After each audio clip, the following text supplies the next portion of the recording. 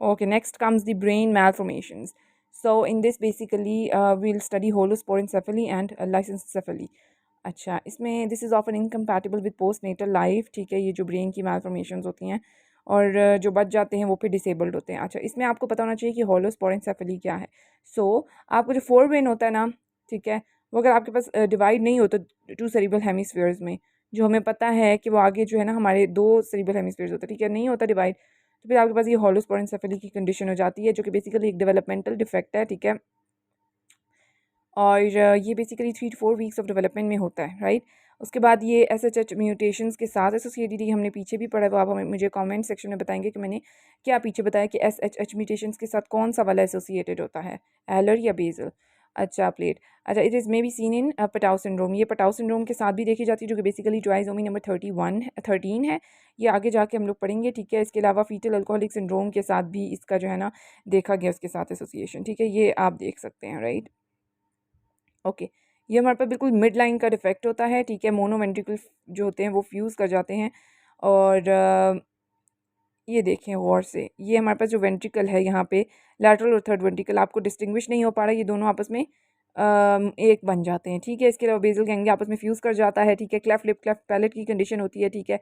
हाइपोटिलोरिज्म के साथ साथ साइक्लो, अभी हाइपोटिलोरिज्म इज़ इंपॉर्टेंट, ठीक है। इसके अलावा साइक्लोपिया, ठीक है, साइक्लोपिया होता है।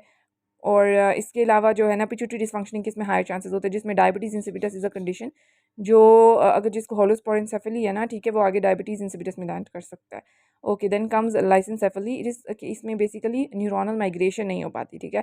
जब माइग्रेशन नहीं होएगी तो फिर आपके पास हल्काई गहराई वगैरह वो नहीं होगी, स्मूथनेस नहीं होगी ब्रेन में, राइट। उसके अलावा ये पेशेंट्स प्रेजेंट करते हैं विद डिस्फेजिया, सीजर्स, और इसके अलावा ब्रेन छोटा डेवलपमेंट में रह जाएगा। इसके अलावा फेस की नॉर्मलीज डिफरेंट टाइप्स की होती हैं, राइट। ओके जी, अब नेक्स्ट आ जाता है मेरे पास पोस्टीरियर क्रेनियल फोसा की मैलफॉर्मेशंस, ठीक है। उसमें हमारे पास अच्छा तीन तरह की जो है ना एबनॉर्मैलिटीज़ होती है, क्यारी वन मैलफॉर्मेशन, टू वाली, और इसके अलावा डैंडी वॉकर मैलफॉर्मेशन। अब हम तीनों में डिफरेंस देख लेते होते हैं जल्दी से। पहले हम दोनों में डिफरेंस देखते हैं कि जो आपके पास वन वाली होगी ना, देखो वन है तो वन में बेसिकली एक स्ट्रक्चर, वन स्ट्रक्चर नीचे आएगा, यानी कि सेरिबेलम, उसका भी कौन सा पार्ट, टॉन्सिल्स वाला पार्ट, ठीक है। और जो टू वाला है उसमें फिर सेरिबेलम के साथ साथ मेडुल्ला ऑब्लोंगेटा भी नीचे आएगा, यानी टू स्ट्रक्चर्स नीचे आएंगे, ठीक है। और सेरिबेलम में से वर्मिस एंड टॉन्सिल्स, ये दोनों चीज़ें नीचे आएंगी, ठीक है। उसके बाद आ जाता है कि ये आपके पास जो ऊपर वाला था वन वाला, वो आपने बताया कि भाई मैनिफेस्ट करता है एडल्टहुड में, ठीक है। चाइल्डहुड में ये सिम्टोमेटिक रहता है, एडल्टहुड में जाके मैनिफेस्ट करते हैं सिम्टम्स, जिसमें वो कहते हैं सर में दर्द, और इसके अलावा सेरिबेलम के कुछ सिम्टम्स आ रहे होते हैं, जो कि हमें पता क्या है कि निस्टैग्मा, एसिटैक्सिया, वो सारे सिम्टम्स हम जब सेरिबेलम का टॉपिक भी पढ़ेंगे तब पढ़ेंगे। अभी बस जनरल याद रख लें कि चक्कर आना, इस तरह गिर जाना, राइट, ये सब है, ठीक है। Associated with spinal cord cavitations, for example सिरिंजोमाइलिया।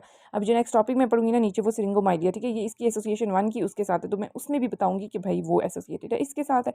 अच्छा, उसके बाद आ जाता है जी टू वाला, उसकी जो क्यारी टू मैलफॉर्मेशन होती है, उसमें मैंने बताया दो चीज़ें नीचे आती हैं, सेरिबेलम के साथ साथ मेडुल्ला ऑब्लोंगेटा भी नीचे आता है, ठीक है, फेरोमन मैग्नम से।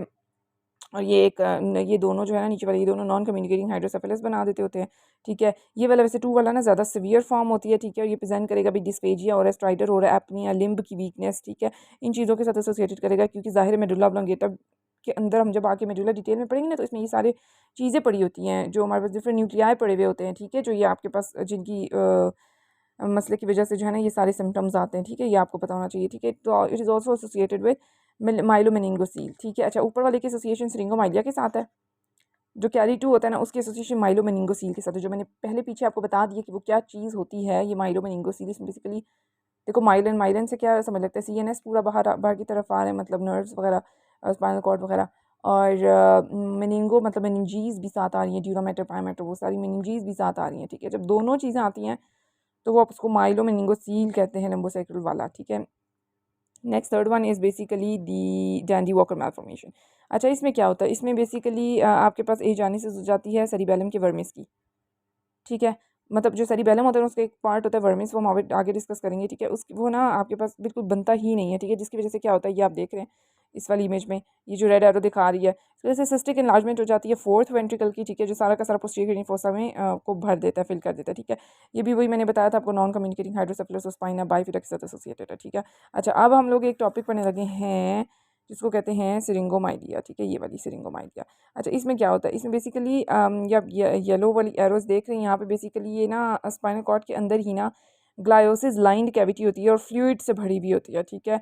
और ये वाली जो आपके पास स्पाइनल कॉर्ड की अब जिस भी लेवल पे आएगी ना वहाँ पे मसला करेगी, ठीक है। अब हम पढ़ेंगे वो मसला क्या क्या करती है, ठीक है। अब हमारे पास ये नीचे जो है ना एक पूरा का पूरा दिख रहा है, ये एक लाइट सा बिल्कुल शेड में ना आपको दिख रहा है स्पाइनल कॉर्ड बना हुआ है, ठीक है।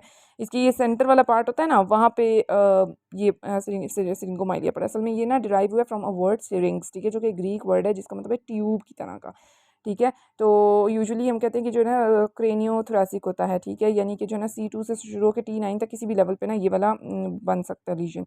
और ये कैरी वन मैल्फॉर्मेशन के साथ एसोसिएटेड होती है, और दूसरी ये कि जब यहाँ से जो है ना यहाँ पड़ी है ना, अब ये मैंने पिंक किया और ये आगे से ना थोड़ा सा एक्सटेंड भी करती है, ठीक है।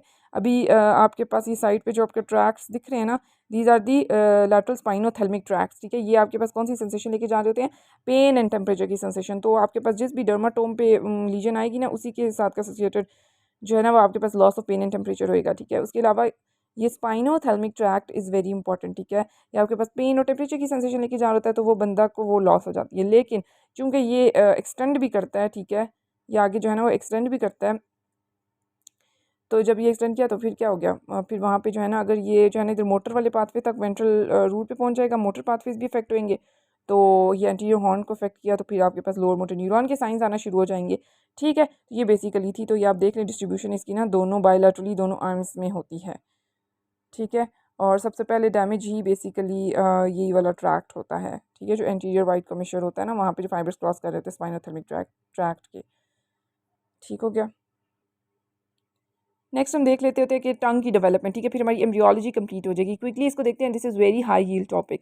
अच्छा, इसमें हमें ये पता होना चाहिए कि जो फर्स्ट फेरिंजियल आर्च होती है ना, अभी अब आगे पढ़ेंगे भी, तो ये बहुत मज़े का वो वाला भी टॉपिक है, ठीक है। तो फर्स्ट जो फेरिंजियल आर्च होती है ना वो क्या करती है, वो बेसिकली जो हमारा टंग होता है ना उसका टियर 2/3 बनाती है फर्स्ट फेरिंजियल आर्च, ठीक है। और जो उसकी जो सेंसेशंस लेके जा रहा होता है ना वो V3 यानी mandibular division of the trigeminal nerve, ठीक है, V3। और इसके अलावा जो टेस्ट की सेंसेशन लेके जा रहा होता है ना वो cranial nerve number 7 facial nerve लेके जा रही होती है। ये एक बात पता होनी चाहिए, ठीक है। दूसरा जो आपके पास फर्स्ट के बाद जो सेकंड को छोड़ा हमने थर्ड और फोर्थ की बात की ना, जो third and fourth pharyngeal arches होती है ना, ठीक है, वो क्या बनाती है, वो आपके पास पोस्टीरियर 1/3 ऑफ द टंग बनाती हैं, ठीक है, ये वाला पीछे वाला, ठीक है। और ये इसकी जो बेसिकली सेंसेशंस और जो टेस्ट होती हैं, ठीक है, ये मेनली दोनों ही जो है ना नाइन्थ क्रेनियल नर्व यानी ग्लॉसोफेरिंजियल नर्व लेके जा रही है। लेकिन हम एक्सट्रीम पोस्टीरियर की बात करें ना, मतलब वो पीछे वाला, वहाँ पे तो आपके पास बिल्कुल 10th आ जाती है यानी वेगस नर्व आ जाती है, ठीक हो गया। उसके बाद हम कहते हैं मोटर इनोवेशन। मोटर इनोवेशन जो है ना यानी मसल्स ऑफ द टंग को सप्लाई कौन करता है, 12th cranial nerve that is hypoglossal nerve, वो बेसिकली कौन से मसल्स को सप्लाई करती है, हाइपोग्लॉसस, जीनियोग्लॉसस एंड स्टाइलोग्लॉसस मसल, ठीक है, इनके अपने अपने काम है। और अगर आप बात करें कि मोटर इनोवेशन जो वेगस नर्व कौन से मसल को सप्लाई करती है, only one muscle, that is palatoglossus muscle. This is MCQ के glossopharyngeal nerve supplies all the muscles of the tongue except palatoglossus muscle because that is being supplied by the vagus nerve. So you need to remember this high yield point. Okay. So the next thing, यहाँ पर भी एक बड़े मज़े की बात की भी है कि आपके पास टेस्ट की सेंसेशन को लेके जाता है, पेन की, और फिर मोटर कौन सी, मोटर अभी भी पढ़ा 9 और 10। अच्छा, पेन की कौन लेके जा रहा होता है, पेन की ना V3 यानी मैंडिबुलर डिवीजन ऑफ ट्राइजेमिनल के साथ 9 और 10 लेके जाएगी। अच्छा, टेस्ट की कौन लेके जा रहा था, ये भी मैंने अभी ऊपर बताया है कि इसमें बेसिकली ये वाली देखो क्रेनियल नर्व नंबर 7, इसके अलावा पोस्टीरियर पार्ट से 9 और मोस्ट एक्सट्रीम पोस्टीरियर पार्ट से 10th, तो आपके पास 7, 9, 10 टेस्ट की लेके जा रही थी। और न्यूक्लियस कौन सा इन्वॉल्व होता है, nucleus of tractor solitarius NTS, this is high yield point के कौन सा न्यूक्लियस इन्वॉल्व, तो ये बहुत पूछा जाता है, ठीक हो गया। अच्छा, इधर से ये एक निमोनिक था पैलेटोग्लॉसस यानी 10, ट की आवाज़ आ रही है ना, सो 10th नर्व सप्लाई करती है। ओके जी, नेक्स्ट हम स्टार्ट करेंगे इंशाल्लाह without wasting time anatomy and physiology next neurology के लेक्चर में, ठीक हो गया। आई होप सबको ये समझ आ गया होगा। और ये मैंने इसमें से आपको जो हाई यील्ड पॉइंट्स बताए ना, ये आपने लाजमी जो है ना वो अच्छे से याद कर लेने हैं, ठीक है। और इसमें से भी जो इंपॉर्टेंट बातें हैं मैं एक बार ये वाला दोबारा बता देती हूँ। आई थिंक सही से मैं नहीं डिलीवर कर पाई इस वाले टॉपिक को।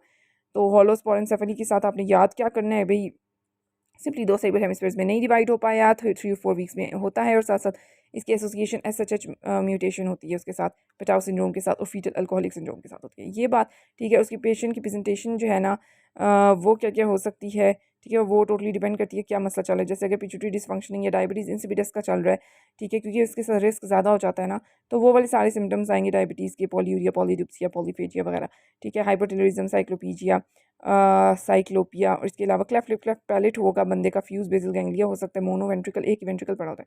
लाइसेंसेफली में क्या था, हमने पढ़ा कि इसमें ना बेसिकली न्यूरॉन्स आए नहीं है माइग्रेट करके, ठीक है, जिसकी वजह से सल्काई और गायराए सही नहीं बने, ठीक है। और पेशेंट डिस्पेजिया, सीजर्स, माइक्रोसेफली और फेस की नॉर्मलीज के साथ प्रेजेंट करेगा। ये आप पिक्चर में देख सकते हैं, ये यहाँ पे गायराए और सल्काई हमें सही से नज़र नहीं आ रहे। So this was about it, this was the brain malformations. अच्छा, नेक्स्ट हम लोग फिजियोलॉजी एंड एनाटॉमी पढ़ेंगे इंशाल्लाह। Okay, subscribe to my channel. Thank you.